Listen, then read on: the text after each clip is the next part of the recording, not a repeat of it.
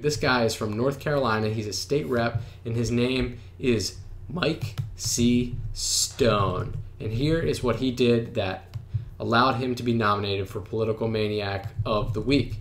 North Carolina lawmaker forces radio show off the air after host criticized his policies. The Central Carolina Community College has stopped airing The Rant, a weekly political radio program, after North Carolina State Rep Mike C. Stone objected to its commentary.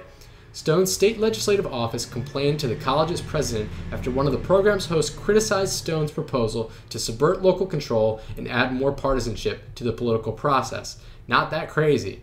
NC Policy Watch recorded Friday that following the critical editorial against Stone's proposal, Stone's legislative assistant sent CCCC President T.E. Bud Merchant an email asking if the program is affiliated with the college. A day later, Stone's aide followed up with more questions from the second-term legislator, demanding to know and accosting them. What is their program schedule and format? Each day, each time slot?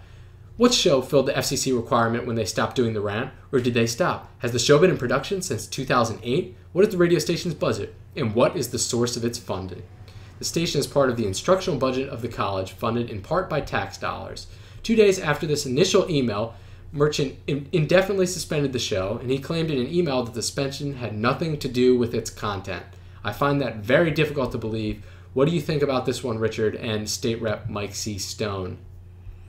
I don't know, Richie. I got to tell you, this one is it's perplexing, yet maniacal at the same time. Absolutely. I mean, so here's where I stand on this. Don't censor people. It especially makes you look bad if you decide to censor people after they're talking about you. I agree there. You really can. You're not going to get out of this one without looking like someone who's just trying to, shut down people. I agree.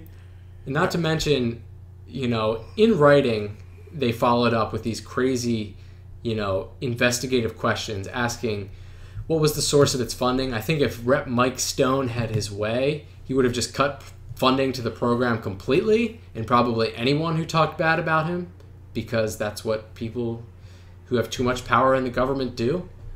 They send their aides off on quests to shut down personal rivals instead of passing laws. Just my thoughts. Yeah, I think you're right. I think we see this all the time from politicians and elected officials.